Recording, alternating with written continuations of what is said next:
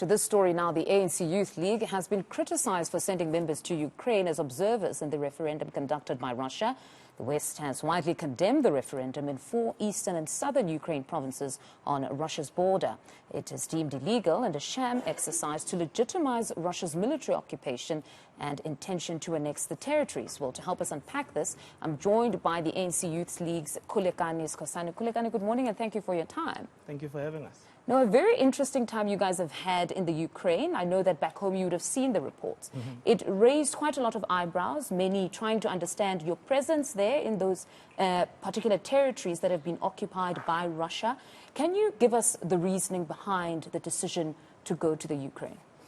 The ANC Youth League is an autonomous organization. Yes, we're bound by the rules and constitution of the African National Congress, but in the ANC, we are allowed and given room to go on fact-finding missions so that we understand the world by our own eyes. We are not spoon-fed narratives and we are not told how to think. We're allowed to be critical in terms of how the world functions. We went there as per invitation by the Russian government to go and observe the referendum. And we did not go there to render support to the Russian government or render support to the referendum. What we did go to do is to observe whether the people who are in Donbass have been given an opportunity to express themselves, because we feel that more often than not, elites, political elites, they tend to want to speak on behalf of the people.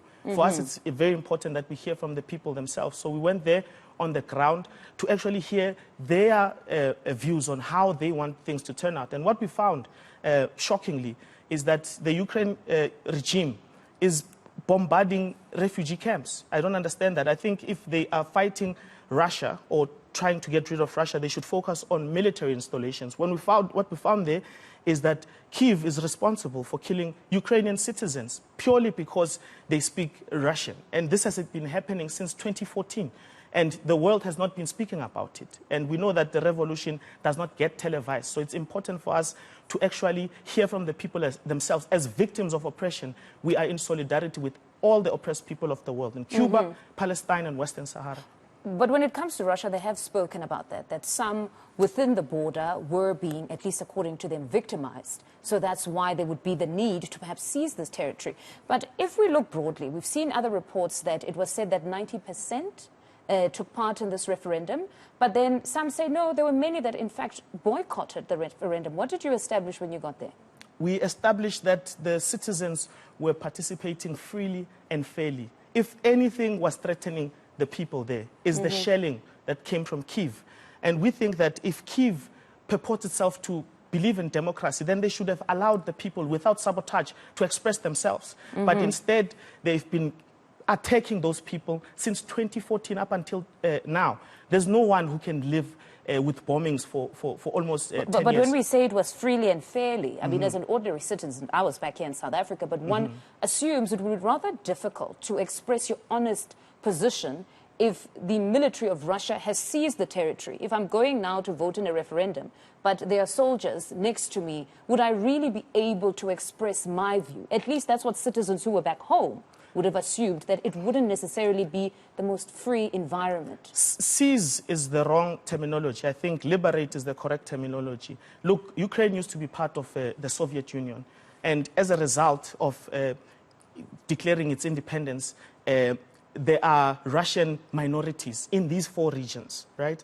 They have progressively persecuted these minorities, killing them, killing their language, killing their culture, and imposing their way of life on those people. Those people are not being seized. That territory is not being seized. They are being liberated. They identify... The minority, yes, they identify as Russian. They say, we have always been telling these people that we want to be Russian, but we are okay to be Russian in Ukraine. However, Ukraine is not okay with us being Russian minorities in Ukraine. So after 10 years, the Russian Federation honestly could not just watch people being killed. And we laud President Putin and the Russian Federation for actually being able to take even sanctions at the behest of defending the defenseless. Yes. But you know, when you say that you went there as impartial observers, then it becomes a bit difficult for the ordinary person if it was on invitation of the Russian government, one then wonders, or at least I'm sure you would appreciate that one would wonder, that in that instance, are you really that impartial if the trip, I assume, then would have been funded by those who invited you, correct? No. In terms of funding, we account in correct places in the ANC. I mean, there's something called Party Funding Act. I don't think TV is the correct platform for me to speak about fundings of trips. I think we account in correct platforms. However, the invitation coming from the Russian government... But it would be something that would be public. If maybe you're saying it still needs to be accounted for first in the party, but nevertheless, party funding becomes something that we, the public, get to see. That was the whole purpose of transparency. Sure, and you will find out through those channels, not here on television. It's fair enough. We will report, and then once the report comes out through the Treasurer General, you can get it from there, not here. All right. Yeah. So, first instance, you're saying, at the very least, it was not funding from those that invited you. You just received an invitation from them to go there. Just like any other political organization or NGO, it's not a phenomenon. This happens. Political organizations go and observe referendums and elections. The only problem here is that we went to observe in Donbass. People don't also say that we've went to Tindouf, we've went to Palestine. And I want to say that it's very cheap of the Democratic Alliance to come here and want to say that we are using state resources, whatever. When they sent Solim Simang to Taipei and contravened the laws of our country, South Africa has officially recognized the One China policy. Now, if anyone is contravening the laws of our country, it is the Democratic Alliance. And for us to go to Donbass, it does not mean support for Russia. It means we went there to observe. On a fact-finding mission, similar to what they went to do. And if we are invited by the Ukraine government or the Ukraine people to come and observe on their perspective, we will go. But what we will not be doing is to be spoon-fed a narrative that because CNN says this, then we must just swallow it. I think that time for white people or apartheid apologists who think they can tell us what to do in 2022, it has come and gone. We are the generation that is inspired by Solomon Mahlangu. And for that, it means we must take an initiative of going to find out for ourselves what is happening in the world, especially because it affects us. The prices have gone up because of this particular conflict. So we can't just close our eyes and not want to be concerned. And we are people who are gearing up to take this country somewhere. And if we're going to do that, we need to understand what's happening in the world. And it's not a crime for us to do that. And we are not going to apologize, especially not to John. And then let's bring it now to energy. We've got a crisis in the country. Many are at least expressing their view on what should happen with Eskom. What is the Youth League's position on the matters pertaining to Eskom? They've changed. They've put in a new board. Do you believe that this board will get us to where we need to be insofar as energy security is concerned? Look, as the African National Congress Youth League, we are not happy with the energy crisis that has engulfed our country. We think that we have so many brilliant minds. What is the point of sending all of us to university with NEFSAs if you cannot embrace the solutions that we are willing to offer? It is in the same manner when we dealt with free education. Young people are here, we offer solutions on the table.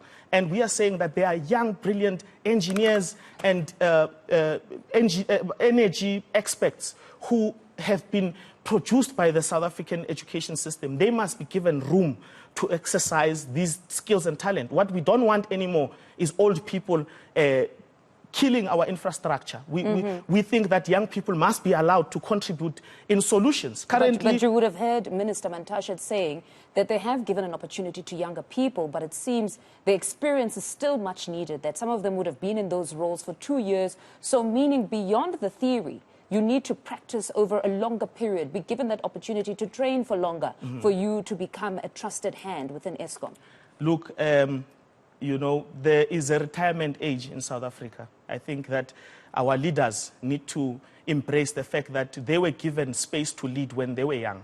And today they are being unfair to us because they say we want to lead because we want money. It means they were leading because they want. We don't want to lead because we want money. We want to lead because Solomon Mahlangu said to us, his blood will nourish the tree that will bear the fruits of freedom. Now, we are ready to take the baton, and we respect the wisdom of our elders, but also they must respect our innovative ideas and the fact that our imagination is fresh. So we must fuse the two. We need the wisdom of our elders, but we also need the creativity and new ideas of young people. Currently, we only have the wisdom of elders. So we need some of our elders to go and take care of their grandchildren. They fought, they've done very well for us. South Africa is a beautiful place because of the sacrifices they've made. But now, they must give us an opportunity to fight for the next generation. Khulekani, thank you very much for your time this morning.